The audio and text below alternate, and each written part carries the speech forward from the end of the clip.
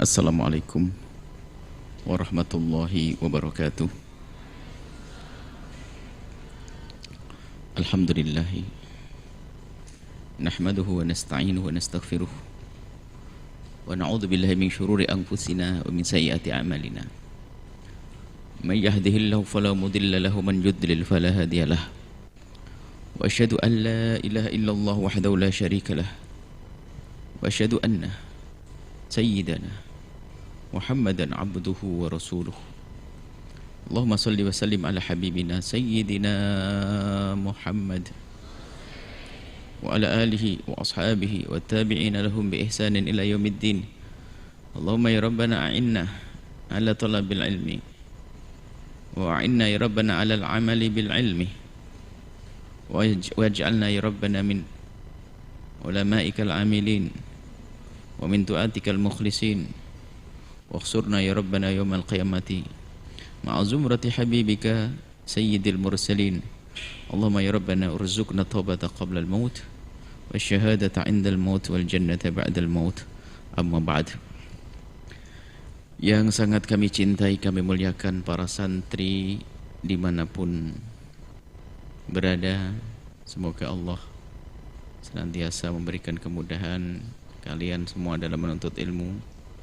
Semoga Allah memberikan ilmu yang bermanfaat, dan semoga Allah memilih kita menjadi hamba-hamba yang bisa berjuang dengan ilmu untuk mendapatkan kemuliaan dan keridhaan Allah, kemuliaan di hadapan Allah dan mendapatkan keridhaan Allah Subhanahu wa taala.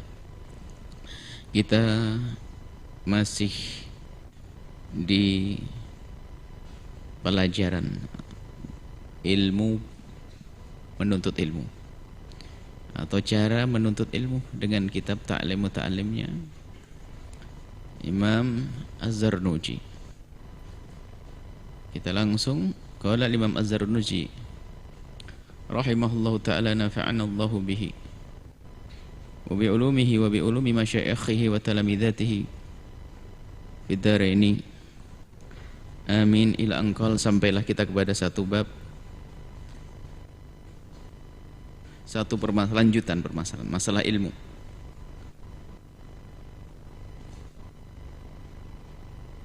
Terakhir beliau membahas ilmu, termasuk ilmu yang sangat penting. Bahkan ini yang disebut oleh Imam Ghazali sebagai fardhu ain di atas fardhu ain, yaitu ilmu akhlak, ilmu membersihkan hati. Syekh Zarnuji juga menyebut hal itu. Termasuk ilmu yang sangat penting untuk kita cari adalah ilmu untuk membersihkan, membenahi hati kita, menghilangkan sifat-sifat jelek seperti pelit, sombong dan lainnya. Kemudian kata Imam Zarnuji, waqad sannafa, dan telah mengarang, menyusun As-Sayyidul Imamul Ajal, seorang sayyid, seorang mulia, al-imam, seorang imam, al-ajal yang agung, al-syahid, al-syahir, al-syahir, al-syahid, al-syahid, mungkin al-syahid, al-syahir yang masyhur binasiruddin atau al-syahid. Kita kembali kepada naskah yang lain. Kalau al-syahid yang wafat dalam keadaan mati syahid. Asy-syahiru yang masyhur, mungkin tergantung naskah. Enggak salah semuanya pakai asy-syahir juga, maknanya nyambung karena memang masyhur. Ini adalah Syekh Nasiruddin Abdul Qasim. Syekh Nasiruddin Abdul Qasim itu yang masyhur juga dengan sebutan Ar-Rahib Al-Asfihani. Nama beliau Ar-Rahib Al-Asfihani. Kitaban fil akhlaqi, beliau Imam Abdul Qasim ini, Nasiruddin Abdul Qasim ini telah mengarang satu kitab akhlak. Wa ni'ma masunnif atau ni'ma masannaf. Ni'ma masannaf sebaik-baik apa yang beliau karang, atau ni'ma masunnif sebaik-baik karangan.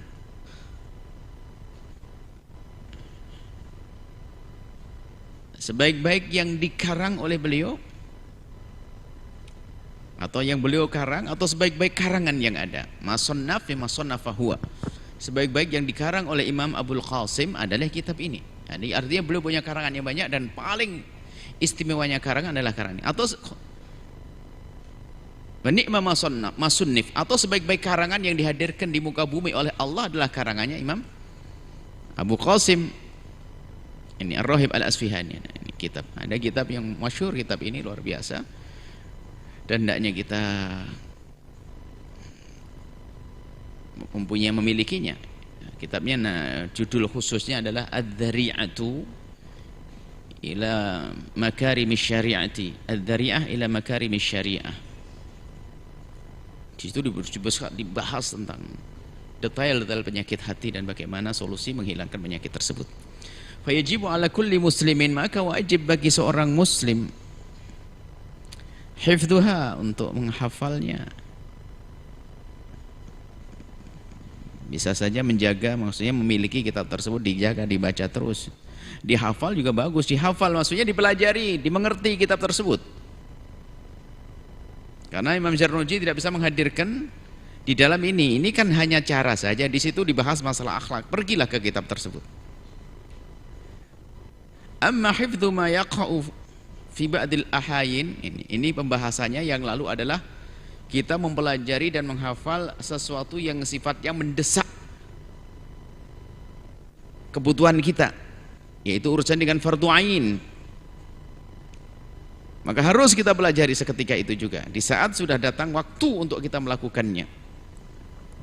Tapi ada satu ilmu yang kita memerlukannya itu kadang-kadang, tidak setiap saat, ba'dul ahayin, sebagian, kadang-kadang saja. Fardun, maka itu mempelajari ilmu itu adalah fardun wajib ala sabilil kifayati, tapi wajibnya wajib kifayah. Artinya tidak semua orang harus mempelajarinya, tapi cukup jika ada satu orang di kampung tersebut yang mempelajari ilmu tersebut, sudah cukup.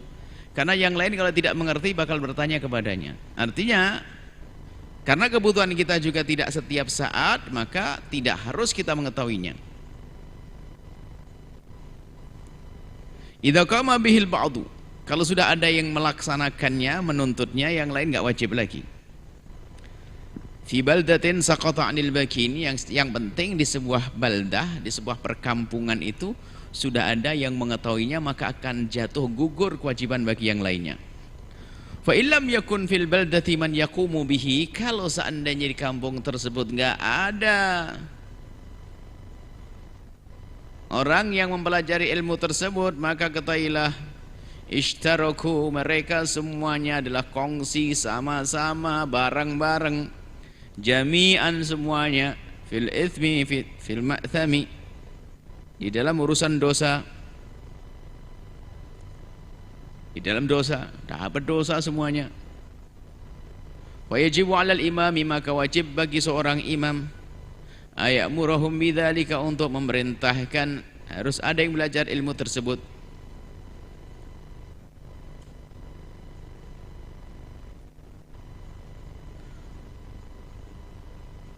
Wa yujbiru, dan sehendaknya imam memaksakan ahlal baldati, orang yang tinggal di kampung tersebut, ala dzalika, untuk belajar ilmu tersebut. Fakila, dikatakan, disebutkan, kila disebutkan,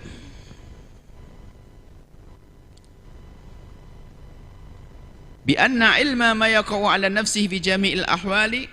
Nah, ini jadi kemarin sudah disebutkan bahwasanya ada ilmu yang mendesak yang kita harus pelajari setiap dari kita, karena itu adalah fardhu ain. Kalau kita tidak mengerti, bakal tidak bisa melaksanakan kewajiban. Ilmu salat, sudah datang waktunya kita untuk salat. Ada ilmu yang kita perlunya adalah tidak setiap saat, kadang-kadang. Maka faqad qila, maka dikatakanlah ilmu-ilmu tersebut gambarannya seperti ini. Bi anna ilma ma yaqa'u 'ala nafsihi fi jami'il ahwali, adapun ilmu yang terjadi kepada kita dalam setiap saat, maksudnya ilmu yang kita membutuhkannya setiap saat, maka ilmu tersebut bimangzilati ta'ami, seperti makanan, La budda, yang harus likulli wahidin min dzalika, setiap orang untuk mendapatkannya. Nah ini gambarannya, kalau sudah ilmu fardu ain itu kayak makanan pokok, harus disiapkan dong. Setiap waktu makan harus makan. Adapun ilmu yang diperlukan dalam kadang-kadang itu,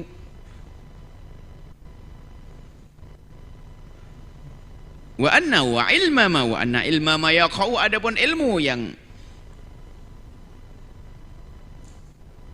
terjadi pada kita, maksudnya yang kita gunakan fi ba'dil ahyani, di kadang-kadang, bukan setiap saat, bimanzilatid dawai, seperti obat.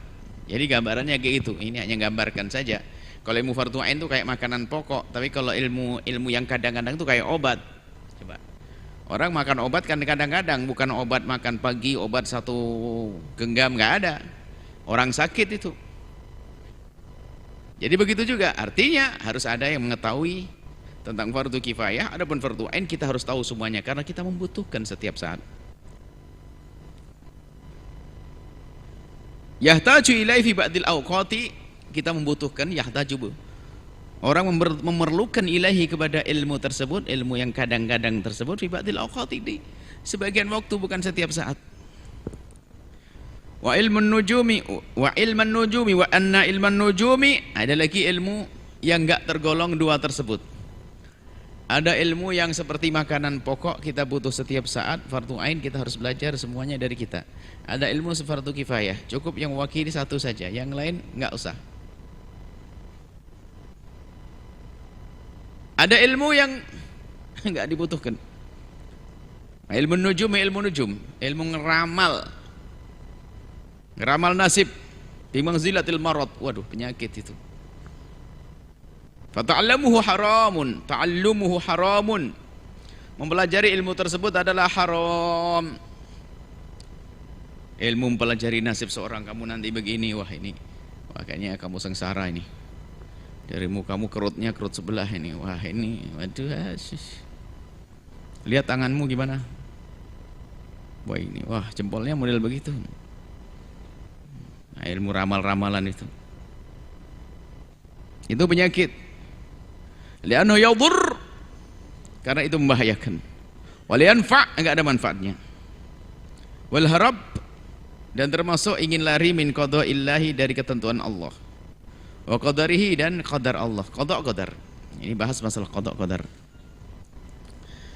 Jadi yang dimaksud di sini tentunya adalah ilmu-ilmu itu tadi. Kamu masa depanmu begini. Ada kalau di koran namanya ilmu apa? Ilmu perbintangan. Wah, bintangmu bintang apa? Apa? Leo. Asmaramu ngedumel, rizkimu lancar. Anehnya tuh santri ikut baca ini. Ya, santri keblinger ini. Akhirnya pas Leo, enggak tahu Leo itu apa? Ada, enggak tahu tanggal berapa Leo itu. Ini saya dengar saja ya. Alhamdulillah enggak begitu paham. Repot kalau paham.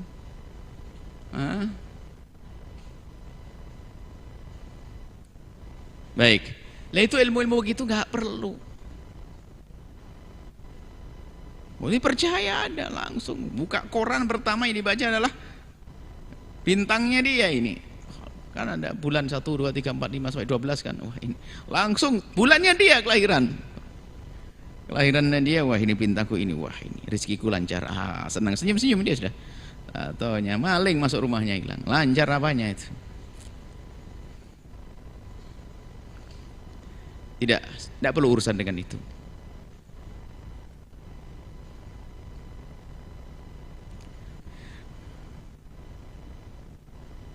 Baik. Akan tapi di saat Syekh Az-Zarnuji membawa masalah huruf min qada'illahi wa qadarihi, berarti ini mengarah kepada sesuatu yang lebih dari itu, bukan sekedar hanya ilmu-ilmu yang khayal begitu. Berarti dimaksudkan begini, karena ada hubungan qada dan qadar. Sementara qada qadar itu tidak ada yang tahu. Qada qadar itu apa nih? Sedikit harus kita hadirkan qada dan qadar. Qadha itu adalah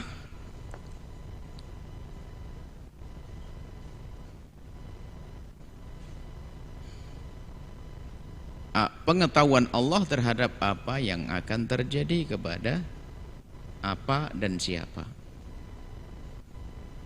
Itu qadha. Dari dulu dan dulu Allah tahu. Nah, ini pengetahuan Allah. Pengetahuan Allah terhadap sesuatu yang akan terjadi, bukan sekedar akan saja, yang sedang terjadi. Pengetahuan Allah terhadap sesuatu yang akan terjadi. Jadi Allah tahu tuh kalau kalian semuanya santri-santri nanti punya anak banyak anakmu. Satu punya anak 10-10, alim semuanya, tahu. Misal punya anak 10 nanti. Masya Allah, santri cepat pondok terpenuh, dakwahnya hebat, lancar nih. Yang nonton di televisi ngaminin enggak ini? Amin. Apa ini? Jangan takut punya anak banyak. Santri punya anak takut 2, 1, 2 anak cukup, kurang banyak. Baik. Apa tadi? Sampai lupa gara-gara anakmu banyak nih. Karena mikir ya, kalau anakmu banyak 10-10 biar mikir pondoknya nih gimana nih? Qadha. Nah, sudah tahu Allah kalau kalian bakal punya anak begitu, tahu. Tapi kita kan tidak tahu. Keluar anak 1-1 sampai 10. Tapi Allah sudah tahu biarpun belum menikah orangnya. Itu namanya qadha. Dan kalau sudah diketahui oleh Allah, kemudian namanya ada qadar nanti. Qadar itu adalah apa yang Allah berlakukan kepada hambanya atau apapun dari makhluknya sesuai dengan apa yang diketahui oleh Allah. Itu qadha digabungkan dengan qadar, makanya biasanya digabungkan. Jadi qadha Allah itu pengetahuan Allah terhadap apa yang akan terjadi kepadamu. Nanti punya anak 10. Lah qadarnya itu apa? Qadarnya kamu nikah. Jangan amin dulu santri. Amin. Daripada amin nih, belajar dulu, nanti kiainya ditinggal, bingung nanti. Nikah itu berarti qadar Allah. Jadi kamu ditakdirkan nikah bulan ini, qadar Allah, lalu punya anak, nah gitu. Lah ini nggak bisa dirubah dengan apapun, dengan ramalan-ramalan itu nggak bisa dirubah. Yang ada dalam Islam adalah berharap dan berdoa. Karena dan doa itu sendiri bagian daripada ketentuan Allah. Bukan dengan meramal begitu, kamu begini nanti ya, kamu begini, bukan. Baik. Fayambahili muslimin, maka hendaknya bagi likulli muslimin, bagi seorang muslim itu ayyastaghila, hendaknya dia menyibukkan diri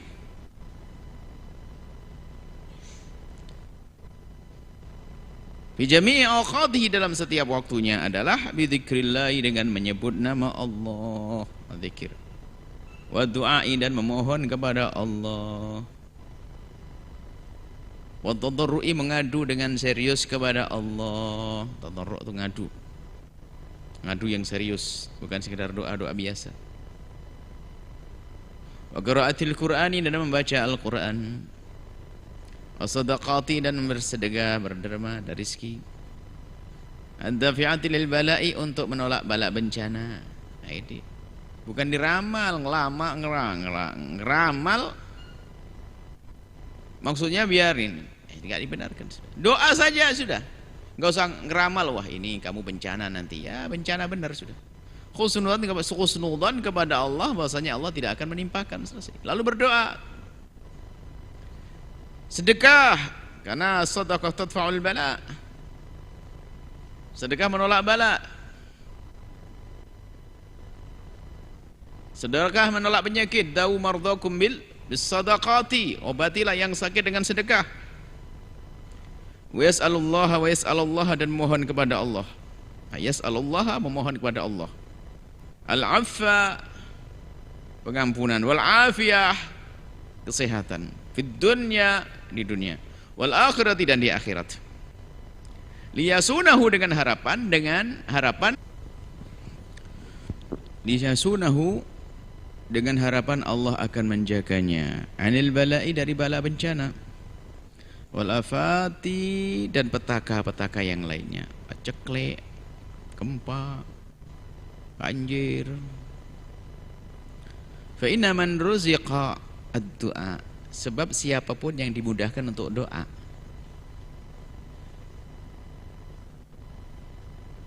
doa itu termasuk usaha. Lam yukhramul ijabata, biasanya tidak dihalangi daripada dikabul oleh Allah. Pengkabulan doa dari Allah. Contoh, doa itu sama seperti waktu kita mengambil piring untuk makan. Sama, usaha. Doa usaha, ngambil piring usaha. Ngambil piring ke dapur, maka yang ngambil piring ke dapur ya nanti akan dapat nasi, umumnya kan begitu. Maka yang berdoa ini ya dikabul oleh Allah kalau doanya benar. Kan Allah sudah berjanji, ud'uni astajib lakum. Kalau kau berdoa benar, doamu minta benar, kamu menyadari kefakiranmu, menyadari hajatmu, menyadari kekuranganmu, kemudian ngadu kepada Allah dengan serius, apalagi dibarengi dengan permohonan maaf kepada Allah, maka Allah akan kasih. Lam yukhramul ijabata, maka tidak akan terhalang dari dikabul doa. Maka siapapun yang dimudahkan berdoa, prasangka baiklah kepada Allah, itu artinya engkau akan diberi oleh Allah. Maka doa itu adalah kenikmatan, sehingga bagi ahlillah doa itu adalah kewajiban. Tidak pernah menjadikan doa sebagai perantara untuk mendapatkan sesuatu. Sebab kita diperintahkan ud'uni, mohonlah kepadaku, maka kita memohon kepada Allah.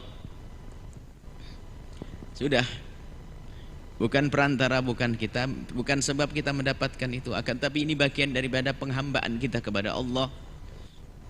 Lalu kita berdoa, maka yang berdoa itu umumnya adalah mendapatkan pengkabulan dari Allah. Seperti orang makan akan dapat kekenyangan, nanti kenyang.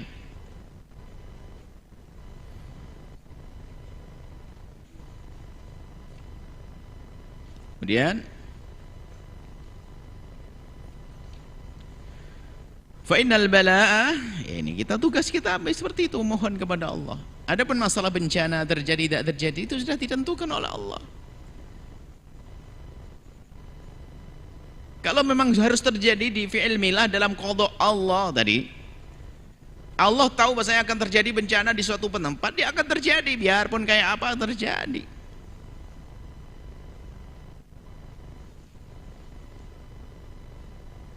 Lalu apa arti sebuah panjatan itu? Bagaimana dengan doa kita? Dikatakan fa in kanal bala'u muqaddara,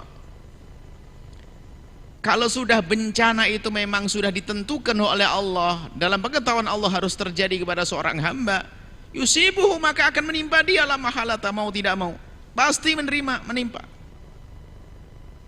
Mau diapain? Lalu apa makna daripada doa itu? Oh, tentu ada maknanya. Di samping akan diberi Allah pahala nanti di akhirat yang luar biasa, akan tapi Allah ganti musibah tetap ditimpakan, tapi Allah beri sesuatu yang agung. Apa itu? Walakin yassiruhullahu, Allah akan mudahkan kepada orang tersebut yang banyak berdoa. Kalau seandainya pun ada musibah menimpanya, akan dimudahkan oleh Allah alaihi. Allah akan mudahkan kepada wa yarzuquhu, Allah akan memberikan kepada orang tersebut bibarakati as-sabra, kesabaran. Ada orang nggak sabar, sabar itu nggak ada masalah, artinya no problem. Orang sabar itu ya sabar, berkeluh kesah bukan sabar, sabar itu ya sabar. Jadi tidak menjadikan itu semua tidak menjadikan itu sedih, nyantai, sabar. Orang yang sabar ya sabar. Tapi kalau masih ada duka, ada kegelisahan, ya nggak sabar namanya. Kan sabar dalam hati.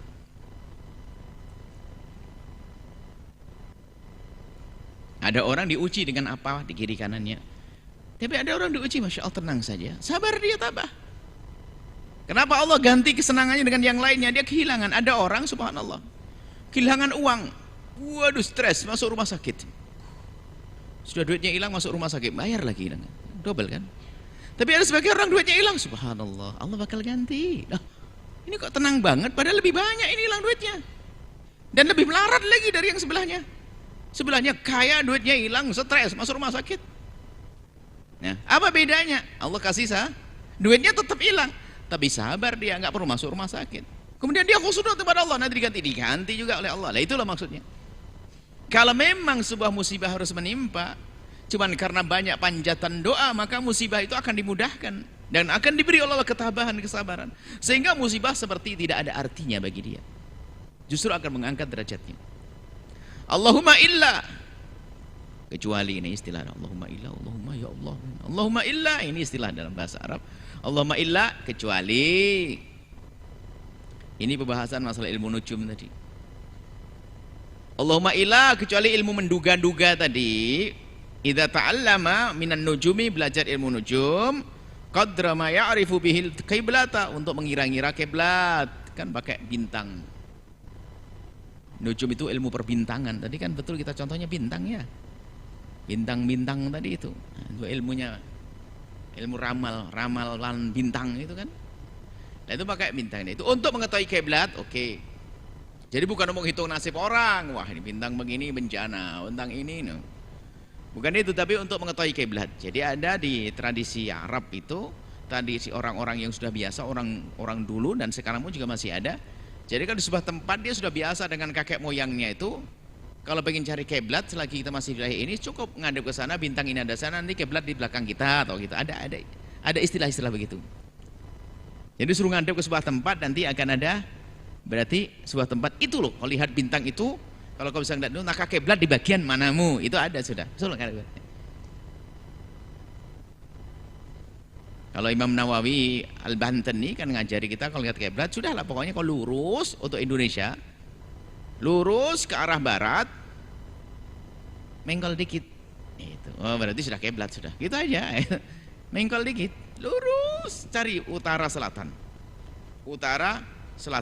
berarti Pak kita terjang ke arah barat, lurus ke barat, mengkol dikit. Itu kan ilmunya Imam Nawawi, sederhana. Nah, mengkol sedikit ini akan berlaku di mana? Kalau kita berdiri di tanah lapang yang belum ada batasan-batasan arah kiblat. Yang jadi masalah adalah sudah di masjid, mihrabnya benar, mengkolin lagi. Nah, ini pasti jarang ngaji nih orang. Coba. Kadang susah kita melihat sebuah masjid itu sajadahnya dimiringin lagi. Ikuti mihrab itu sudah dimengkolkan, sudah dimiringkan, sudah diarahkan ke kiblat. Sudah di mihrab masjid masih dimiringin sajadahnya. Itu pasti santri kalau ngaji sambil tidur. Makanya jangan tidur santri ya. Nah, ini santri semuanya. Coba aja di kampung-kampung tuh susah itu. Sajadah dimiringin lagi ke arah kanan lagi. Itu sudah mengkol ke kanan itu.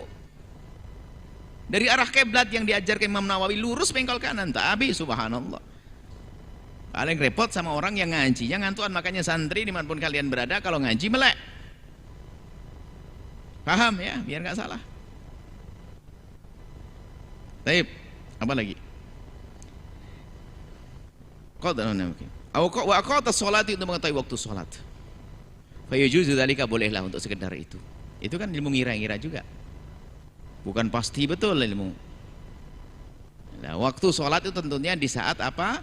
Di saat tidak bisa melihat dengan tanda-tanda yang jelas. Kalau matahari terbit ya nggak perlu, matahari terbenam nggak perlu pakai kira-kira. Mungkin di saat-saat tertentu kita di sebuah tempat yang nggak bisa kita melihat matahari, nggak bisa melihat tanda-tanda waktu yang jelas. Taib.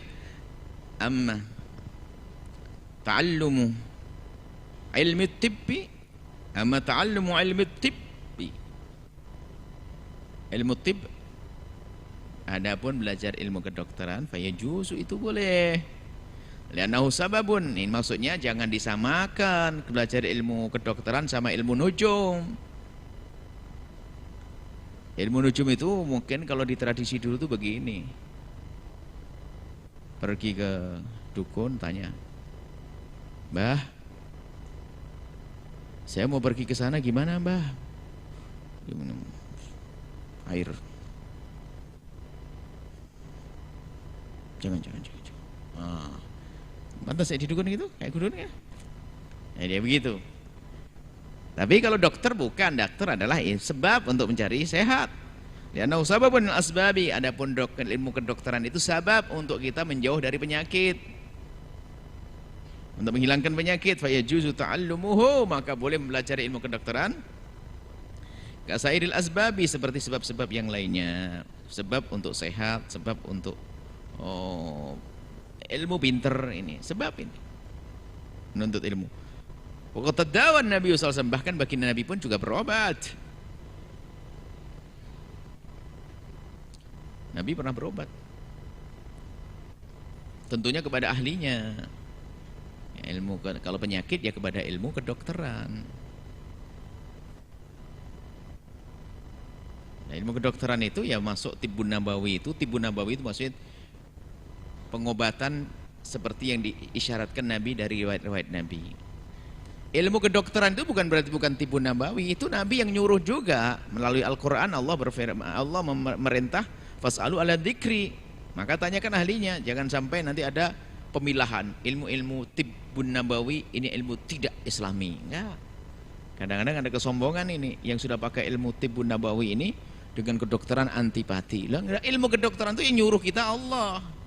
Tanyakan kepada ahlinya. Lalu tibbun nabawi ya benar itu. Ilmu kedokteran itu sama, itu yang nyuruh Allah ngajar untuk belajar. Nah, maka supaya tidak ada kesombongan di sini, kadang-kadang yang sudah pakai ilmu tibbun nabawi, ilmu apa istilahnya? Ilmu tibbun nabawi langsung wah antipati dengan ilmu kedokteran, ya nggak bisa. Ilmu kedokteran itu adalah berdasarkan pengalaman dan itu Allah yang memerintahkannya, seperti halnya ilmu pertanian dan sebagainya. Bagaimana mencermati kesuburan tanaman dan sebagainya, sama seperti itu. Maka kita tanya kepada ahlinya. Waqad hukiya an Syafi'i, telah diriwayatkan dari Imam Syafi'i rahimahullah taala, semoga Allah senantiasa memberikan rahmat kepada Imam Syafi'i, annahu qala, sungguhnya beliau berkata, al-ilmu ilmani, ilmu itu ada dua ilmu. Pertama ilmu fikih, yang pertama adalah ilmu fikih lil adyani, fikih ilmu untuk kita faham, lil adyani urusan agama. Ilmu fikih ada itu ilmu fikih lil adyani untuk kita tahu urusan agama. Yang kedua adalah ilmu tibi, ilmu kedokteran lil abdani untuk mengetahui tentang urusan badan.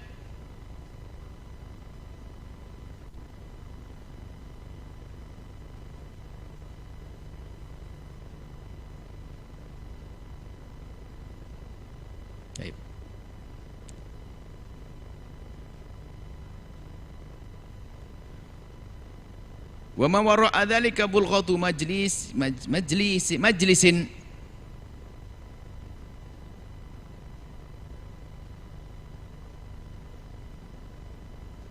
Nah, ilmu dua, ilmu apa tadi? Ilmu agama, fikih. Lagi-lagi kamu masih ingat bahasanya ini pengarangnya ini adalah orang mazhab Imam Hanafi. Jadi istilah fikih itu akan berlaku untuk urusan akidah dan juga untuk urusan ilmu furu' syariat. Jadi fikih ada fikih ashar sama fikih akbar. Nah, ini ilmu fikih adalah untuk adyan agama, baik itu yang sifatnya usul atau sifatnya adalah furu'. Cuman kalau bahasa kita fikih adalah urus furu'. Kalau usul namanya urusan akidah, begitu kita.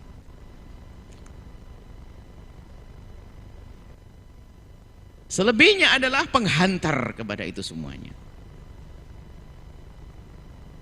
Jadi selebihnya adalah penyempurna. Jadi seperti itu. Jadi yang mendukung kepada ilmu itu akan dihukumi, diperlukan seperti ilmu itu. Contohnya ya kita belajar ilmu fikih, fikih akbar atau fikih ashar, ilmu baik ilmu fikih, ilmu akidah atau ilmu ya. Yang menghantarkan ke sana itu kita harus belajar, termasuk nanti ilmu nahwu ya, bukan ilmu agama kan itu. Oh, ilmu bahasa kok. Jadi saat akan kita gunakan untuk belajar ilmu agama, jadi ini. Wa amma tafsirul ilmi, adapun arti ilmu, ini dijelaskan ilmu. Akan tapi karena waktu kita akan sampaikan pada pertemuan yang akan datang insyaallah. Baik, sampai di sini ada beberapa pesan, khususnya santri putri dimanapun kalian berada. Dulu, santri putri duluan. Karena santri putri ini Masya Allah dijaga oleh Allah dengan syariat hijab, menggunakan kerudung, jilbab, ya, menggunakan jilbab. Sementara di sana ada hamba-hamba Allah dari umat Nabi Muhammad yang diuji dengan pamer wanita, pamer rambut. Subhanallah. Semoga Allah memberikan hidayah kepada beliau-beliau dan Allah mengampuni. Dan Allah mengampuni. Kita tidak boleh menghinakan. Karena mereka umat Nabi Muhammad. Hanya mungkin belum ada kesadaran menggunakan kerudung, menggunakan jilbab. Cuman sebagian yang menggunakan jilbab ini adalah mungkin kurang tulus niatnya atau bagaimana. Mentang-mentang pakai jilbab ini jarang keramas. Nah ini ngaco. Kalau dibuka, tetangganya yang pusing. Jadi sarangnya kutu. Akhirnya digaruk korengan. Korengnya nggak kelihatan karena pakai kru. Artinya harus rajin membersihkan rambutnya seperti wanita-wanita yang tidak pakai kerudung itu. Jangan kalah. Nah, ada sebagian cerita di sebuah pondok itu adalah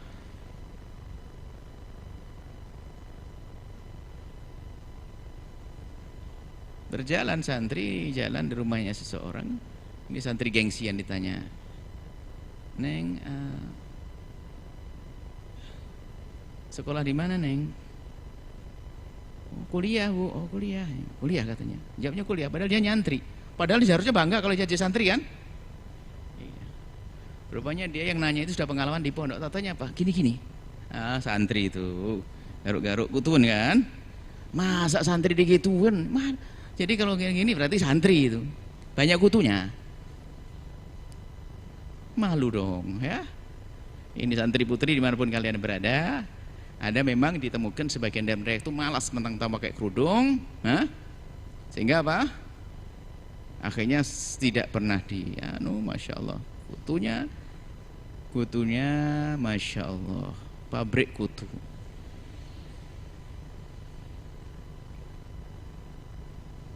Baca selebaran tidak tahu liar dari mana. Kutu bikin cerdas. Wah kacau lagi. bikin nggak tidur. Jadi nak ya tolong ya, santri putri khususnya, karena kerudungmu itu menutup, jadi jangan sampai itu jadi sarang-sarang kutu. Bersihkan, yang rajin bersihkan. Dan kalau bersihkan tuh rame-rame, kalau enggak itu nular nanti, terbang itu kutu tuh. Ya, kalau terlalu panjang rambutnya dikurangi. Sampai kapan? Sampai sebatas apa wanita boleh memotong rambutnya? Tidak ada batas, hanya yang jelas jangan sampai ada terlintas di dalam dirinya ingin niru laki. Kalau sudah ada keinginan, naudzubillah, kan ada sebagian orang pingin dilaki-laki, kan ada sebagian tempat kan ada kerusakan akhlak. Laki-laki senang laki-laki, perempuan sama senang perempuan, sehingga laki-lakinya adalah Masya Allah perempuan dengan perempuan, sehingga perempuannya ada yang dijadikan kayak laki-laki. Nah kalau sudah niatnya begitu nggak boleh memendekkan rambutnya, laki-laki perempuan seperti itu. Secara umum hukum yang menggundul perempuan kan antara makruh dengan haram disebutkan Imam Nawawi kan begitu. Ya nggak pantas perempuan gundul. Tapi kalau memendekkan asalkan tidak ada niatan untuk meniru laki-laki, itu semua masing-masing punya hati. Kalau dia merasa dilaki-lakikan terus dia begitu langsung naudzubillah haram tasyabbuh birijalah, menyerupai kaum pria. Apalagi jika tujuannya untuk membersihkan agar terbebas dari, agar kepalanya tidak menjadi pabrik kutu, ya udah boleh dikurangi rambutnya biar. Tolong nasihat benar ini Masya Allah, karena sebagian pondok pesantren ini adalah subhanallah putri khususnya. Putra ya ada, putra gatelnya wilayah ya ada gatel lagi. Dia sengaja untuk putri lebih dahulu, ini nanti saya nasihat satu-satu. Karena di sebagian pondok tolong ya bersihkan, dan kamu harus segera, harus rajin bersihkan. Coba begini, kadang kalau sudah gatel dikorek begini, luka. Ya koreng kan sudah, koreng. Baik, ini saja, mari kita tutup dengan doa. Bismillah. Semoga Allah menjaga semuanya. Alhamdulillah, Allahumma sholli ala sayyidina Muhammad wa sayyidina Muhammad. Allahumma ya Allah, Berikan kepada kami ilmu yang manfaat. Mudahkan kami dalam memahami ilmu dan mudahkan kami dalam mengamalkan ilmu. Tambahkan kecintaan kami ya Allah kepada orang tua kami. Tambahkan kecintaan kami kepada guru-guru kami ya Allah. Agar kami mudah mengabdi kepada mereka. Dan kami mohon ya Allah, jadikan kami semua adalah pecinta-pecinta kekasih-Mu Nabi Muhammad yang sesungguhnya. Dan kami mohon ya Allah, mudahkan para santri dalam menuntut ilmu. Berikan ilmu yang manfaat. Mudahkan mereka mengamalkan ilmu. Dan lapangkan hati mereka. Dan jadikan kegembiraan, kebahagiaan mereka di saat mereka seperti ini ya Allah. Jangan sampai ada yang gelisah dan gundah ya Allah. Jangan sampai ada yang tercuri hatinya oleh syaitan sehingga punya keinginan yang tidak sesuai dengan kemuliaan yang sesungguhnya. Kami mohon jaga hati mereka, dan kami mohon ya Allah, orang tua mereka mudahkan segala urusan mereka. Yang sempit rezekinya lapangkan dengan rezeki yang halal penuh berkah, yang sakit sembuhkan, yang punya hutang mudahkan dalam bayar hutang. Dan ampuni guru kami dan guru mereka semua ya Allah. Di pesantren manapun mereka berada, jaga kiai-kiai mereka, jaga guru-guru mereka ya Allah. Berikan keberkahan kepada mereka semua ya Allah. Dan jadikan kami semua ini adalah hamba yang saling mencintai karena Allah. Dan seperti Engkau mudahkan kami bergabung di dunia, mudahkan kami kelak untuk bergabung dan bertemu di surga bersama kekasih-Mu Nabi Muhammad ya Allah. Jauhkan kami dari ilmu yang tidak manfaat ya Allah. Panjangkan umur kami dalam ketaatan serta sehat walafiat. Berikan kepada kami semua husnul khatimah, mati dalam keadaan iman. Dan kami mohon ya Allah, jadikanlah ucapan kami di akhir hayat kami kelak, saat Engkau hendak mencabut nyawa kami ingin saat itu ya Allah, hati dan lidah kami mampu mengucapkan kalimat agung dan mulia, la ilaha illallah Muhammadur Rasulullah, la ilaha illallah Muhammadur Rasulullah, la ilaha illallah Muhammadur Rasulullah sallallahu alaihi wasallam. Rabbana atina fid dunya hasanah wa fil akhirati hasanah wa qina adzabannar. Wa sallallahu ala sayyidina Muhammadin wa ala alihi washabihi wasallam. Alhamdulillahi rabbil alamin. Al-Fatihah.